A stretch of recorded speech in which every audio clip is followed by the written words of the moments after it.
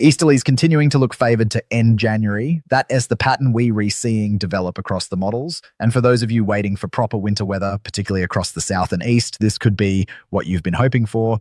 I've analysed the latest data from the Met Office, ECMWF, and the GFS models. I've also been monitoring the AI ensemble forecasts, which have been showing some interesting patterns. And whilst we're still looking at a forecast period that extends beyond 72 hours, there are some compelling reasons to take this seriously. Right now, conditions across the country are rather mixed. The contrast couldn't be more pronounced. Scotland, particularly the Highlands, has been dealing with proper winter weather. Temperatures dropped to -5 in places this morning, frost across much of Scotland and northern England overnight. That is the cold air we're going to be discussing. Meanwhile, across southern and central England, it's been mild and rather dull. Birmingham and the Midlands have seen temperatures hovering around 7 or 8 degrees, grey skies, not much to write home about. What many have described as a mere winter so far for these areas. The southeast, including London, has been particularly quiet. Temperatures reaching 9 or 10 degrees Celsius. One viewer mentioned seeing a daffodil about to bloom in Cowes on the Isle of Wight. That's how mild it's been in some spots. Across East Anglia, conditions have been unremarkable, and I know many of you in that region have been waiting for some proper winter weather. You've gone several winters in some areas without decent snow cover. The southwest has enjoyed pleasant spells. Devon and Cornwall seeing some nice sunny intervals tomorrow. Those showers are moving in from the southwest. Wales has been dealing with wet conditions, heavy rain across parts of Wales and the West Midlands, with a yellow warning for fog issued for northwest England, parts of Wales and the West Midlands overnight. Peterborough and Cambridgeshire saw very hard rain earlier today. Essex has been experiencing strong winds. Norfolk, right on the coast, has seen rain nearly all day, coming down rather heavily at times. That's the current situation. But what we are looking at from around the 25th of January onwards is a significant pattern change. The Atlantic dominance that has been in place is showing signs of weakening, and easterly winds are increasingly favoured by multiple models. Let me explain what is happening meteorologically. The key driver is what is occurring with the stratospheric polar vortex. It is showing signs of disruption. When the polar vortex weakens or splits, it often leads to a breakdown in the usual westerly flow across the UK. Cold air that has been sitting over Scandinavia and Eastern Europe can then push westward. The North Atlantic Oscillation, the NAO, is forecast to go negative. The Arctic Oscillation, the AO, is following the same trend. These are technical terms, but what they mean in practical terms is this. Blocking patterns develop. High pressure builds over Greenland or Scandinavia. Low pressure sits further south. And the UK ends up in a position where easterly or northeasterly winds become dominant. The Madden-Julian Oscillation, the MJO, is also indicating blocking patterns ahead. These are all pieces of the same puzzle. And when multiple atmospheric indicators align like this, it increases confidence in the broader pattern, even if the specific details remain uncertain. Now, I want to be clear about forecast validity. The 72-hour forecast window remains the most reliable. Beyond that, we are looking at trends and patterns rather than specific outcomes. But the consistency across multiple models and multiple atmospheric signals is noteworthy. The ECMWF model has been showing this easterly pattern for several days now. The GFS initially had doubts but has begun trending in a similar direction. The UK Met Office model, the UKMO, is showing the same broad evolution. And perhaps most interestingly, the AI models, which work on pattern recognition from historical data, have been consistent in favouring this outcome. Some of you have commented on the AI models. Are they reliable? Are they better than traditional models? It is a fair question. The AI models analyse patterns that have occurred historically. If those patterns remain on track and the traditional models later shift in their direction, that gives us additional confidence. They not perfect. No model is. But they becoming increasingly useful as another tool in the forecasting toolkit. What does this easterly pattern mean for different parts of the UK? Let's break it down regionally because the impacts will vary considerably. Scotland, you're already experiencing winter conditions. The easterly flow will maintain cold temperatures. Wintry conditions over higher ground will continue. Snow showers are likely, particularly across eastern Scotland where the fetch from the North Sea will be longest. Temperatures struggling to get above freezing in many areas during the day. Overnight, we are looking at sharp frosts. -5 to -8 Celsius in sheltered glens is entirely possible. These are significant frosts, though nothing you haven't experienced before. Northern England faces a similar situation. The Pennines will act as a barrier. Eastern areas, particularly the northeast, around Newcastle, Sunderland and Durham, will be most exposed to the easterly flow. Snow showers moving in off the North Sea. The southern Pennines could see snow settling, especially above 300 metres. Western areas, the Lake District and Cumbria area will be somewhat sheltered but still cold. For those hoping for snow in Merseyside, the westerly position makes it less likely with pure easterlies. You might see some sleet or wet snow mixing in, but substantial accumulations are doubtful. The Pennines will block much of the easterly moisture before it reaches you. Yorkshire and the Humber will be in the firing line. Hull, on the east coast, can expect frequent snow showers. Leeds and Sheffield, slightly further west, will see less frequent activity but still cold conditions. The Beast from the east in 2018, which many of you remember, had a similar easterly component. We're not forecasting anything quite that severe at this stage, but the pattern has similarities. The Midlands, both east and west, this is where your quiet winter might finally end. The easterly flow should bring colder air across the region. Birmingham, Nottingham, Leicester, Derby, all looking at temperatures dropping several degrees from current levels. Snow is possible, particularly if any low-pressure systems develop and track along the English Channel. That is the million-pound question: will a channel low develop? If it does, snowfall could be significant across southern counties. East Anglia. This is potentially your moment. You've been waiting for proper winter weather. The easterly pattern favours your region. The North Sea fetch means moisture will be available. If temperatures drop sufficiently, and they should, snow showers are likely. Norwich, Cambridge, Ipswich all could see wintry weather. It won't be continuous heavy snow, more likely showers moving through, but it's the best chance you've had this winter. The southeast, including London and the home counties, is where the forecast becomes most uncertain. Much depends on whether low pressure develops over France or the near continent. If it does and tracks northwest, you could see significant snowfall. The cold air will certainly be in place, temperatures dropping to around freezing or just below, but without a decent snow-bearing system, you might just see cold, dry conditions with the odd flurry. London has had another meh winter so far, as several have noted. 9 or 10 degrees this week, that changes next week regardless. But whether you see snow or just cold, clear skies depends on factors we can pin down yet at this range. The southwest, Devon, Cornwall, Somerset, you are the least likely to see significant snow from this pattern. The easterly flow will have dried out somewhat by the time it reaches you. You will certainly feel the cold. Temperatures dropping from the mild conditions you've enjoyed recently. That daffodil in Cowes might be in for a shock. Frost will become widespread. But heavy snow is unlikely unless a channel low tracks unusually far west. Wales will be somewhat sheltered by the easterlies. The mountains will block much of the flow. Eastern valleys might see some activity, but generally Wales will be on the edge of this pattern. Cold, yes. Widespread snow, probably not. The wet conditions UV had this week will ease as the pattern dries out. Northern Ireland will also be on the periphery. The easterly flow won't affect you as strongly. Temperatures will drop, but you'll likely avoid the worst of any wintry weather. Now let's talk about timing. The pattern shift is expected around the 25th of January. That S, still over a week away. In weather forecasting terms, that S a considerable lead time. Things can and do change. The wobbles that some of you mentioned in the comments are real. Forecasts at this range wobble. It is the nature of atmospheric modeling. 2 weeks out, anything can happen. The pattern could verify exactly as currently shown. It could shift timing by a few days earlier or later. It could weaken or intensify.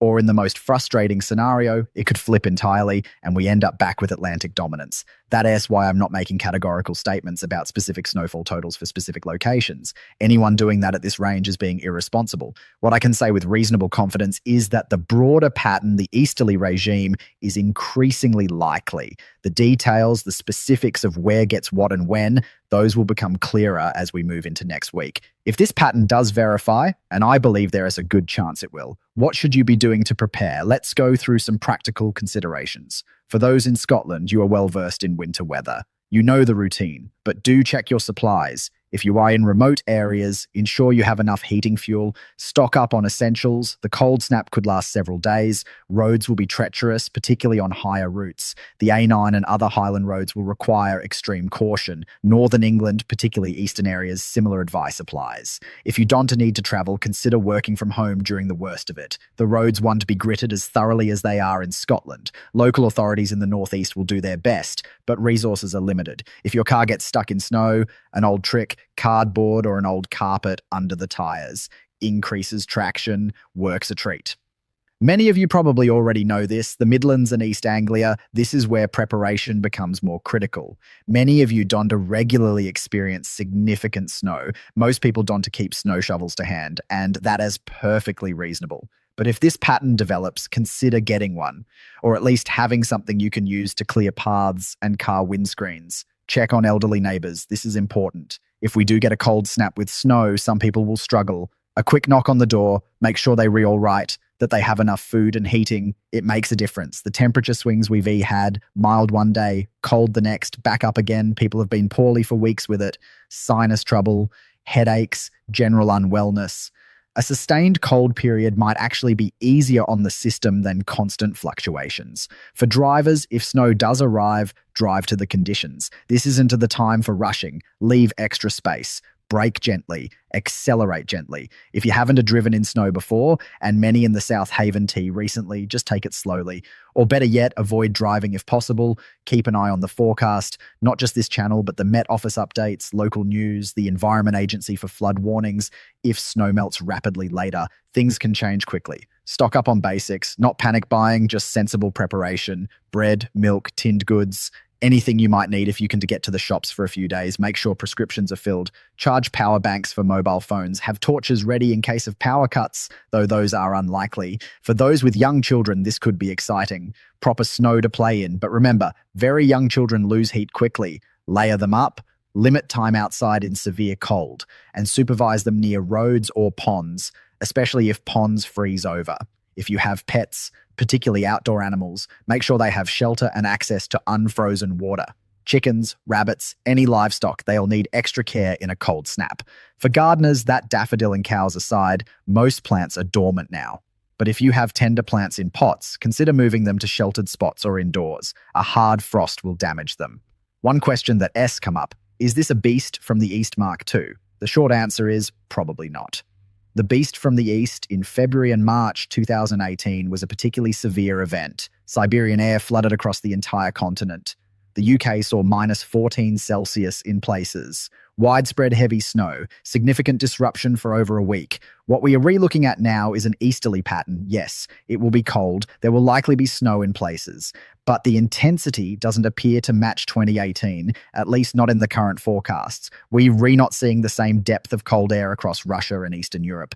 The pattern is similar, but less extreme. That said, even a moderate easterly spell can bring impactful weather to parts of the UK that don't regularly see it. So whilst this isn't a beast from the east, it still deserves attention and preparation. Historically, late January and early February have produced some memorable cold spells. The Burns Day storm in January 1990 wasn't primarily a snow event, but it was associated with a deep, low, and very cold air. Gusts reached 107 miles per hour, 47 deaths across the UK. That was a different pattern, more of a violent Atlantic storm meeting cold air, but it shows what late January can produce. The winter of 1962 to 1963, the Big Freeze, saw cold from Boxing Day right through to March. Late January 1963 was bitterly cold. That was the coldest winter since 1740. We're nowhere near that scenario now, but it's a reminder that January and February are capable of delivering proper winter weather when the pattern aligns. More recently, December 2010 saw widespread snow and cold,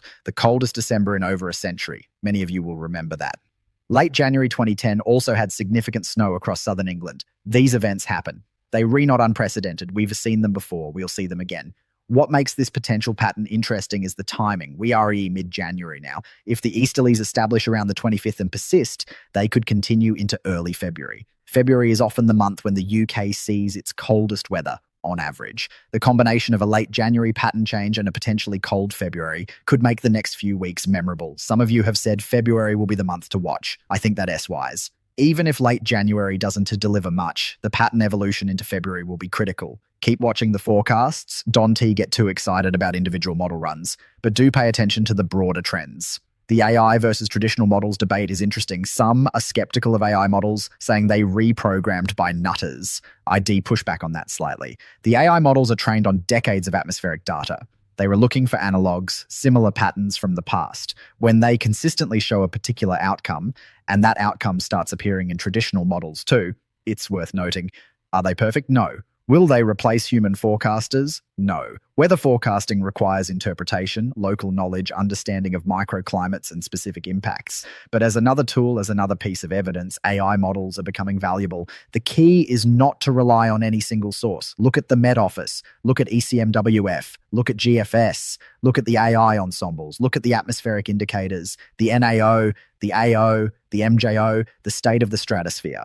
When multiple sources align, confidence increases. When they diverge, uncertainty remains high.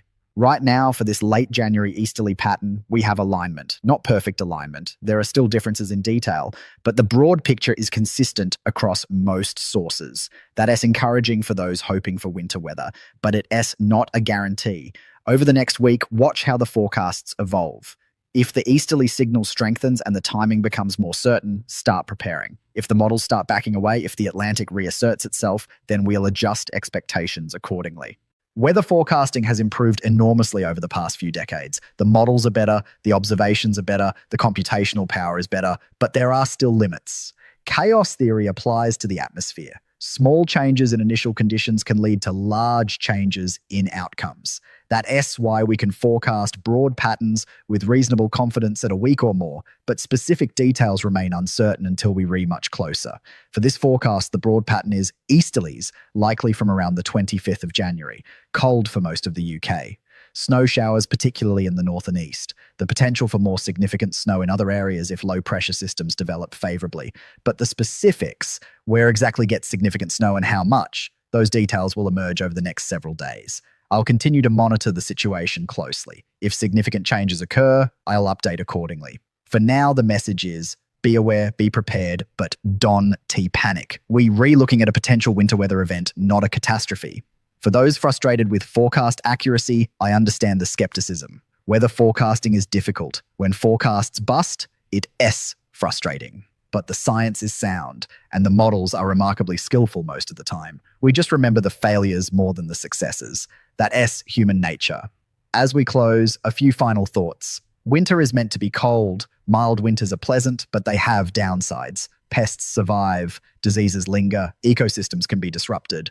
A proper cold spell, whilst inconvenient, is actually natural and beneficial in many ways. For those hoping for snow, particularly children and the young at heart, this pattern offers hope. But manage expectations. Snow in the UK is wonderful when it arrives, but it's also unpredictable and often short-lived. For those concerned about disruption, the advice is simple. Prepare sensibly, look out for others, and don't take unnecessary risks. Keep watching the forecasts. Things will become clearer as we move through next week. And whatever happens, we'll get through it. Britain has survived far worse. The Great Storm of 1987, the Burnsday Storm, the Beast from the East, the Big Freeze of 1963, we've weathered them all. This will be no different. Thank you for watching. If you found this useful, do consider subscribing. And if you have thoughts or observations from your area, the comments are always interesting to read. Not that I quote them, but they do provide insight into what is happening across the country. Stay safe, stay warm, and keep an eye on those forecasts. The next